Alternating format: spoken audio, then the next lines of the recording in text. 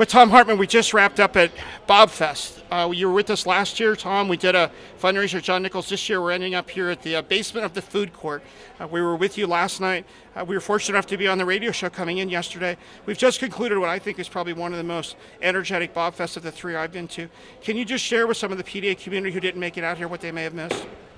Yeah, well, it's I don't know what the count was, but thousands of people. Thousands, over 8,000. Really? Over 8,000? Yeah.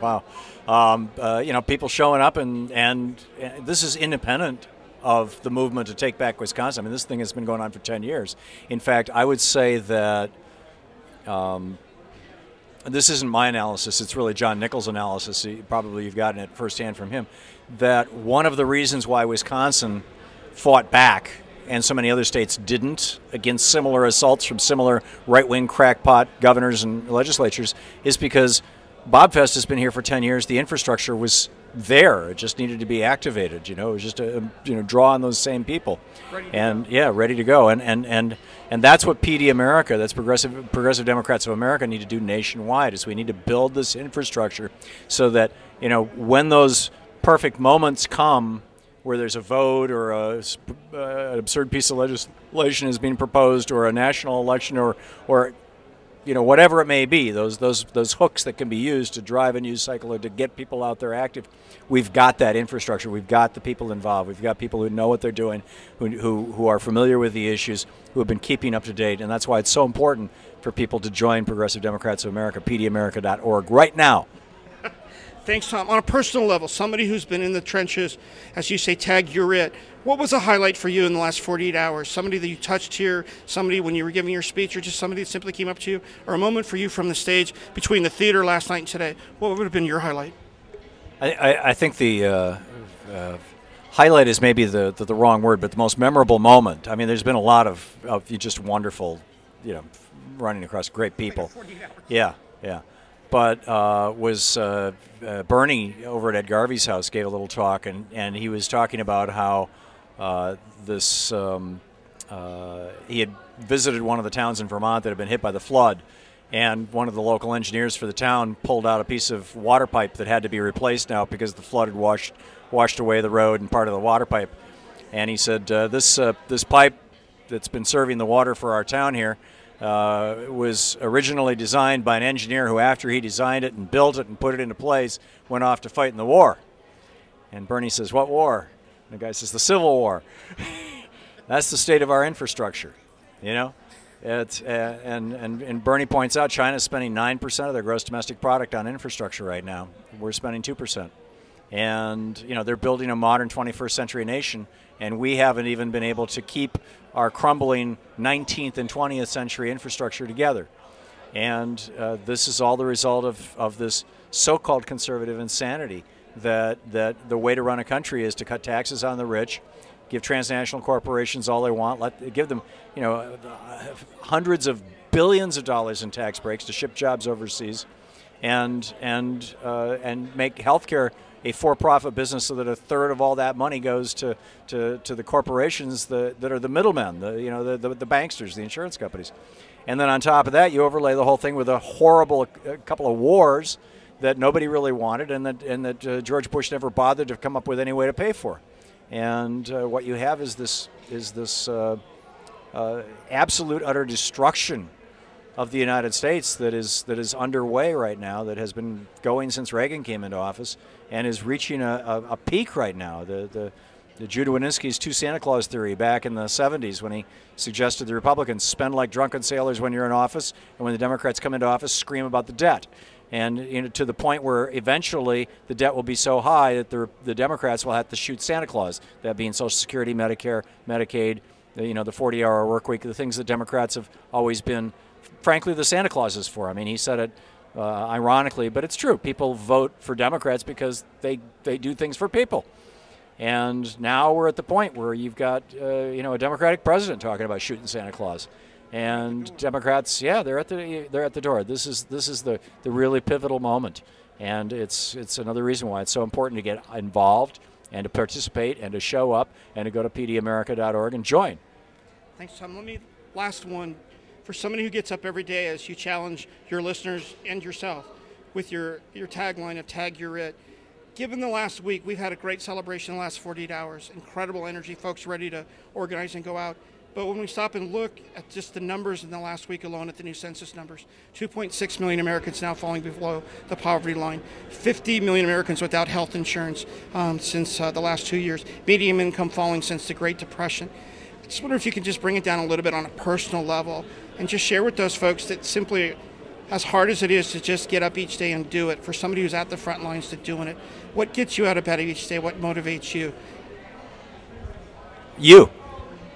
There's a lot of good people out there, and you're one of them. You're right at the top of the pile, who are not giving up, who are continuing the battle, who are showing up, who are participating, who are giving their lives and their efforts to turning America back into a country that is the land of the brave and the home of the free, rather than the land of the trembling in front of some person with a brown skin and the land of tax cuts for billionaires. I mean, it's the people, grassroots activists that get me up every day. It is people at the grassroots that have always brought this country back from the brink. This country, since its founding, has been like a continuous cycle, AA cycle. AA's got this whole notion, and I'm not a member. I can't speak for them. And I'm probably screwing this up, and my apologies to AA, but my understanding is that the notion is that you really have to hit bottom before you start coming up, or that typically that's the pattern. And, in one lifetime you could hit bottom and then come back up, but in a country that continues multi-generationally, we seem to keep hitting bottom, and then we come back up for about 3 generations, about long enough for the last person who remembers the last time we hit bottom to die off, and then we hit bottom again. So it was like the Great Depression of the 1760s that led to the Revolutionary War, the Great Depression of the 1840s that led to the Civil War, the Great Depression of the 1930s that led to and by the way, after each war was a renaissance, a renewal, an American renewal, a progressive movement. And the Great Depression of the 1930s that brought about the New Deal, and now we've got the Bush Great Depression. And just as the generation that remembers the last Great Depression, who would have been yelling, "Hey, no, don't!" especially if they were in Congress. But you got people like Paul Ryan who have no idea what happened, what it was like the last time we hit bottom. So frankly, I don't think we've hit bottom yet. I think we still have a way to go. And that's the bad news. The good news is that every time this country hits bottom, not only do we come back from it, but the grassroots activists, the people on the ground, like yourself, who are tilling the field, make sure that when we come back as a better nation. Every time we come back from hitting bottom, we come back more egalitarian, more inclusive, stronger as a nation because of this core notion on which this country was founded of life, liberty, and the pursuit of happiness, the Enlightenment ideals on which this country was founded. So that's what motivates me. I do not believe that this is the end of America. I think this is just part of a cycle that we've been watching ever since our founding, and tragically could have been predicted. I've been yelling about it. Hell, I wrote a book about it in '96, Last Hours of Ancient Sunlight. But it's here, and it's an opportunity for us to wake people up. As much as the pain is out there, and it's very, very real. I mean, people are dying literally for lack of health care. People are dying because of poverty. As much as that pain is out there, that's the thing that is going to push us as a nation to reject the right wing and the crazies and re-embrace the ideal of America, the vision of America, from literally the founders through Franklin Roosevelt to the modern Progressive Democrats of America. PDAmerica.org. Get over there and join now. 2 last personal questions. Since I've discovered you and you've come on the PDA board, you've been one of those, I can honestly say, you and John Nichols, and I'll say this to John's face, one of the few journalists who have touched PDA in our community in a way, people who understand PDA is not an organization in a true sense, and that it really is about a community and building that relationship, the relationship building, and the relationship we've built personally and you with the PDA community. And I just want to share with folks that were with us in the last 48 hours just one anecdotal thing. And I want you to hear it, because I never get a chance. I'm always racing into the studio or asking you to ask something on your reach, on an individual level, to give you a sense of what you and John Nichols and journalists who are part of a community that do get up each day and try to fight the good fight. I can honestly say, and I won't say this too many times, but I really blew it yesterday in the timing to be at your radio show. We misjudged because we were moving from Central to Eastern time. I was late, and I'll own that. Most people just figured we'd We were just running late, but we blew it, I'll be honest with you. And you brought us into your show seamlessly as a professional, and I felt I was walking into somebody's living room, and we had a short, I don't think more than 7 or 8 minute discussion. In that time, to give you an idea how you were touching folks, we got it up on our Facebook with very little time. We screwed up the time, but we told people we'd be on. Within 5 minutes, 75 people went on the website and registered to be part of the PDA community because they heard you say that. And through the night last night, hundreds and hundreds of people in that little 8-minute segment. To give you an idea, we asked you a couple weeks ago if you'd write just something that we could send out to our base. Today, up at the table, at the PDA table, when people came up and wanted to know what PDA was in a quick sentence or two, we simply said, Thom Hartmann's on our board. Oh, I heard somebody from PDA the other day, or I read the email. That's one thing about PDA, you guys do emails, and we handed them your letter. I can say 7 out of 10 people that came by the table made that connection, and you've made that connection in our community. So I want to just, on the record, thank you for that and let you know that, because I'm always hitting you up with, can you do one more event or do one more thing?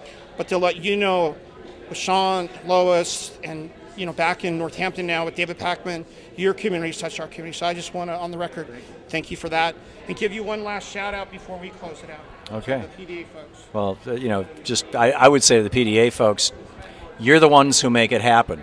And please bring in as many people as possible. Tell your friends, tell your neighbors, tell your relatives, get everybody involved. Tag, you're it.